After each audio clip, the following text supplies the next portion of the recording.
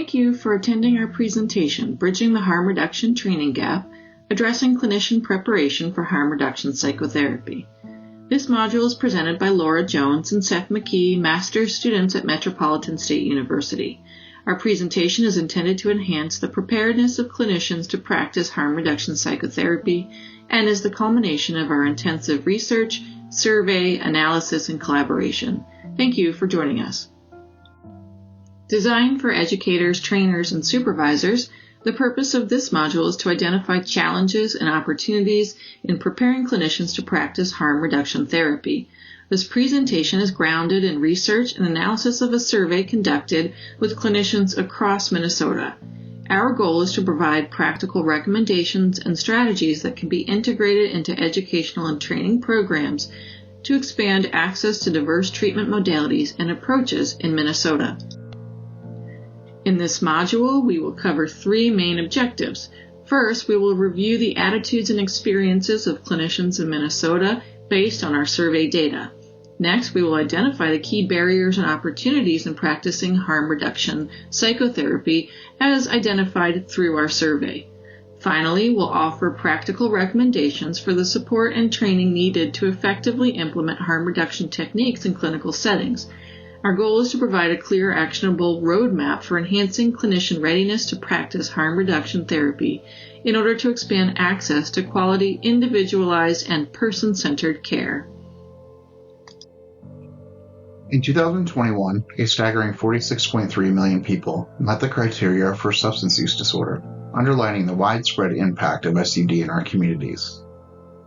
Moreover, overdose deaths increased by 53% from 2019 to 2021, with alcohol-induced deaths rising 34% from pre-pandemic levels, highlighting the urgent need for effective strategies in addressing and treating substance use disorders.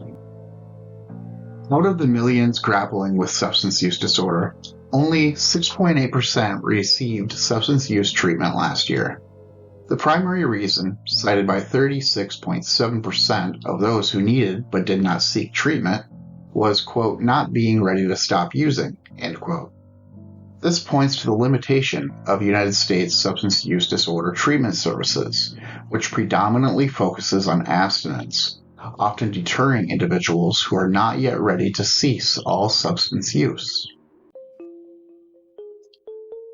Harm reduction psychotherapy is a broad spectrum of psychosocial interventions diverse in theory and practice, yet united in reducing harm associated with active substance use.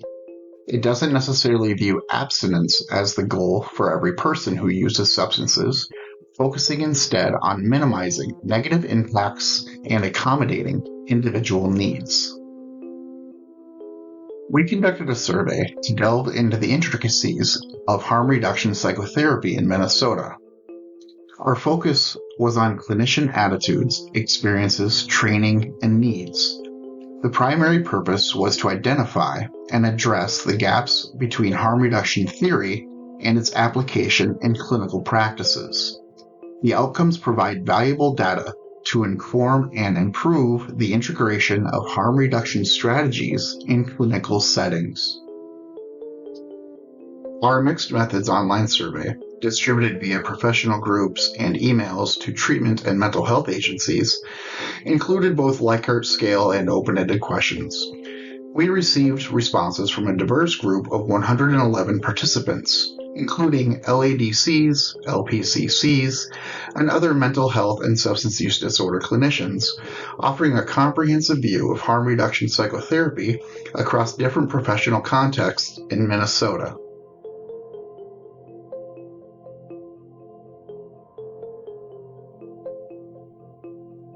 Let's take a look at the participant demographics. Racially, 91% are white, followed by a smaller percentage of other ethnicities, mirroring regional patterns. The majority, 72.1%, are female, also aligning with state trends. Our survey also showed a variety of licenses among participants, including LADC, LPCC, LICSW, and LMFT, highlighting diverse professional backgrounds. Notably, 38.7% of clinicians identified as in recovery. 5% of respondents preferred not to answer. In terms of experience, our participants range broadly, with 66.5% having less than 10 years and 32.4% possessing over 10 years in the field. We measure harm reduction support from 0, no support, to 4, highest support, inverting scores for anti-harm reduction questions. Questions with the highest support include an endorsement of medication-assisted therapies and an understanding of harm reduction psychotherapy. This pattern of responses reveals a nuanced view of clinician attitudes, indicating both openness and diverse treatment methods and areas needing further education. Further results show agreement on diverse treatment goals and practicality of harm reduction. Moderate support was seen for harm reduction as a social justice issue and increased acceptance due to overdose risks. However, there were varied responses on controlled substance use as a treatment and methadone maintenance, highlighting areas for further education in harm reduction psychotherapy. This slide delves into the 5 areas that were scored to have the highest harm reduction support as indicated by our survey results. Clinicians show robust support for the use of medication for opioid use disorders like methadone and Suboxone. This reflects a growing recognition of these treatments as effective and essential components for managing substance use disorders. There's a significant consensus on the importance of providing clients with information about safer substance use strategies, indicating an openness to a proactive approach in reducing harm. A notable number of clinicians recognize that reducing the harmful consequences of substance use is as important as achieving abstinence.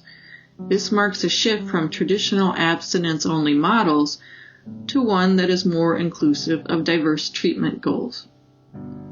The concept of reducing harm as being as important as achieving abstinence was also highly endorsed, reflecting a more inclusive view of treatment goals that prioritize minimizing harm and increasing safety. Respondents clearly identified the prevalence and negative impact of stigma and biases in healthcare, underlining the need for more empathic and non-judgmental approaches within these settings. These findings reflect a growing openness among clinicians to diverse and progressive harm reduction methods, indicating a significant shift away from abstinence-based models in the treatment landscape. Continuing from the previous slide, this slide presents additional insights that emerge from our survey, highlighting uneven and sometimes even lack of support in key areas. There's a clear training deficiency that was identified, with many clinicians citing a lack of adequate education in harm reduction strategies, underscoring a gap in professional readiness. Our survey found notable contradictions in attitudes towards harm reduction. Although there's overarching support, the receptivity to particular applications and practices is polarized, suggesting possible misconceptions, biases, information gaps, or training deficiencies. The survey exposed a stark inconsistency. Despite broad support for harm reduction principles, a substantial percentage of clinicians, 40%, were reluctant to engage with people actively using substances. This reflects potential discomfort or challenges in engaging with clients who are not committed to abstinence. The survey found a split in perspectives regarding the ethical and practical aspect of long-term methadone maintenance, indicating a need for further discourse and education on these treatments. The survey revealed conflicting sentiments on treatment objectives. Although personalized goal setting was widely endorsed, a substantial number of clinicians still prioritize abstinence as the treatment aim. In summary, these domains identified as lacking in harm reduction support highlight critical opportunities for continued education, discourse, and introspection in our field. Our survey highlights 2 crucial factors in clinician attitudes towards harm reduction. 1. Recovery status, and 2. Years in practice. Clinicians in recovery generally show less support for harm reduction, with the least support among those with the most experience and time in practice. In contrast, non-recovering clinicians were found to have increasing support for harm reduction that grew with time in practice. Drilling down into the data, we found that the highest support for harm reduction was found among non-recovering clinicians with the most experience. This could suggest that harm reduction grows progressively with ongoing work experience and education among clinicians who are not in recovery. Conversely, clinicians with the most experience who identified as in recovery had the least support for harm reduction. In general and across the data, clinicians in recovery were found to have lower support than their counterparts not in recovery. These data raise several important considerations. Clinician personal recovery significantly influences attitudes towards harm reduction. When training or educating clinicians, the filter of personal recovery should be explicitly considered. Additionally, the data suggests that years in practice and direct experience can increase support for harm reduction, suggesting the value of direct experience in clinical preparation. Finally, school and education appear to increase support for harm reduction among newer clinicians. In analyzing our qualitative data, we found that stigma emerged as the primary barrier in providing harm reduction treatment as identified by Minnesota clinicians. Clinicians also said that they faced significant challenges in client engagement, particularly related to attendance issues, substance-related impairments and engagement, and concerns over risk to safety, including overdose. Treatment policies and program rules were also identified as another major obstacle. Additionally, impact of impaired clients on others in treatment settings was identified as a concern. These findings point to a disconnect between the theoretical models of harm reduction and their practical application. They underscore the need for enhanced training and tools to better integrate theory into practice, as well as considerations for how engagement and treatment can mitigate risks. The clinician's insight highlights the barriers on implementing harm reduction strategies, including stigma from other healthcare providers and adherence to traditional abstinence-based models. This underscores the need for a paradigm shift in treatment approaches, emphasizing education and openness to diverse treatment options. Our survey revealed general support for harm reduction, especially in areas like medication-assisted therapies. Recovery status influences attitudes, with less support among clinicians who identify as a person in recovery. Training and education gaps were evident, and barriers such as stigma and treatment policy need addressing. These findings provide a nuanced understanding of HRT in Minnesota. From our survey and focus group findings, we have distilled 8 key recommendations for clinician preparation in harm reduction therapy. These include 1. Moving beyond the binary view of harm reduction versus abstinence. 2. Addressing how clinician recovery and stigma impact harm reduction acceptance. 3. Engaging in scenario-based learning for practical experience. 4. Leveraging experienced practitioners as role models. 5. Discussing the influence of program and policy on HRT. 6. Examining the evidence on various recovery pathways and treatments like MOUDs. 7. Embracing the complexities of harm reduction. And finally, 8. Encouraging ongoing professional development and supervision. These steps are aimed at enhancing clinicians' skills and understanding in HRT, bringing theoretical knowledge with practical application.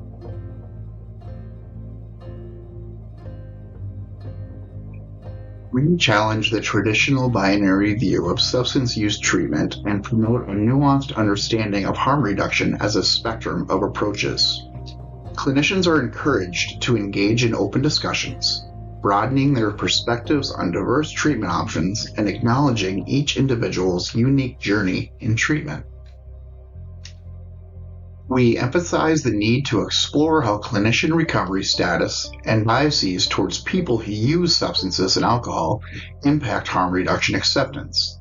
Clinicians should engage in self-awareness exercises and ongoing reflection to foster a more inclusive and empathetic approach towards clients at different stages of substance use. To prepare clinicians with strategies that support a spectrum of substance use goals, courses, trainings, and supervision should integrate a variety of real-world scenarios from common to complex cases. For example, clinicians cited the issue of client engagement as a common concern with utilizing harm reduction approaches. Courses and trainings should provide role plays or other experiential approaches that can help clinicians adapt their approaches to increase client engagement. Clinicians also reported concerns with issues like attendance challenges, emotional dysregulation, and impact on other clients as a concern with harm reduction approaches. Clinicians could be trained to utilize their core counseling skills in flexible, adaptable ways to promote positive outcomes in a harm reduction framework. A particular point of emphasis is the management of triggers within group settings. This was named as a concern for many clinicians, yet insights from our seasoned experts indicate that clients typically show respect and understanding towards peers who are at various stages of recovery. Clinicians rather than clients may need to address their own triggers. It may be the clinicians themselves who need to confront their own sensitivities. The guidance we received underscores the importance of clinicians learning to navigate their reactions to enhance the impact of harm reduction therapy. Additionally, it has been suggested that the structured and supportive environment of treatment offers an optimal setting for clients to confront and work through their own discomfort and triggers, thereby fostering their recovery journey. Our survey found that experiential learning is vital in shaping clinician attitude towards harm reduction. In their open-ended responses, clinicians frequently reference learning through direct experience, such as working in opioid treatment programs, as critical to developing their support for harm reduction. Additionally, clinicians mention learning from trusted peers and mentors who had experience practicing harm reduction. Our data suggests that direct experience, either through a clinician's own work or through the influence of others they trust, is highly influential in developing clinician attitudes on harm reduction. Sharing real-life success stories and offering opportunities to observe or participate in harm reduction programs can be transformative. Utilizing practitioners with direct harm reduction experience or sharing the stories of people who have recovered through diverse pathways can significantly enhance learning and acceptance of these practices. The success of harm reduction therapy depends on the support of program and policy within treatment settings. Respondents share that they often face challenges in environments that primarily endorse abstinence-based approaches. Our expert group feedback emphasized the need for agencies to adopt comprehensive harm reduction policies. This includes leadership support and an agency-wide commitment to harm reduction principles. Clinicians can also be educated on how program policies such as the use of urine analysis can be adapted to better support harm reduction strategies. Creating a supportive infrastructure is key to enabling clinicians to effectively implement harm reduction therapy. Education and training must embrace the breadth of recovery pathways and include the evidence that supports harm reduction and non-abstinence strategies. Substance use disorders present with a spectrum of severity, with most falling in the mild to moderate range, highlighting the need for tailored treatment approaches that extend beyond the one-size-fits-all abstinence-only paradigm. Such rigid models are not universally effective, and we must adapt to meet diverse needs. The findings from our survey indicate a robust endorsement for medications for opioid use disorders like Suboxone and Methadone.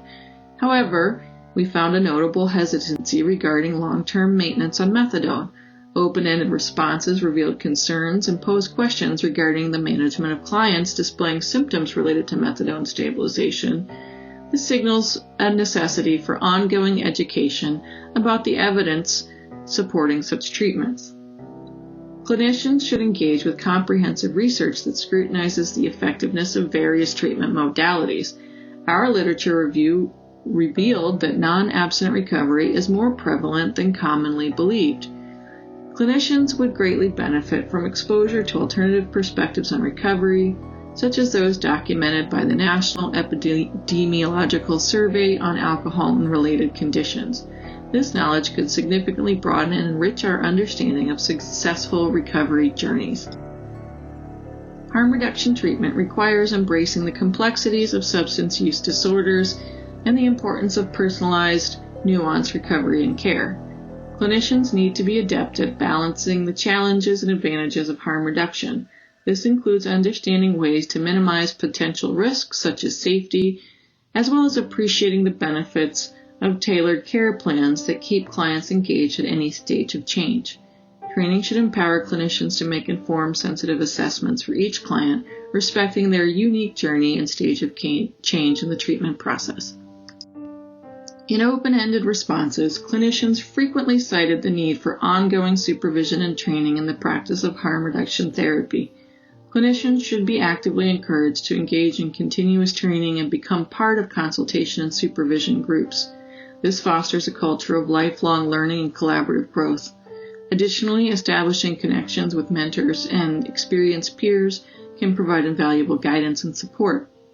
The development of technical assistance providers and specialized certification programs in harm reduction could further strengthen the field, ensuring that practitioners remain up to date with the latest research and practices. This concludes our presentation on bridging the harm reduction treatment gap. Today we've delved into the essential aspects of harm reduction therapy, discussed challenges and strategies for clinician preparation, and identified several recommendations to enhance clinician preparation. This is all offered as a starting place for conversation. We hope that these insights will generate additional discussion, ideas, and suggestions, and serve as a launching pad for ongoing conversation and learning. We welcome your feedback and comments. For any further questions or discussions, please feel free to connect with us.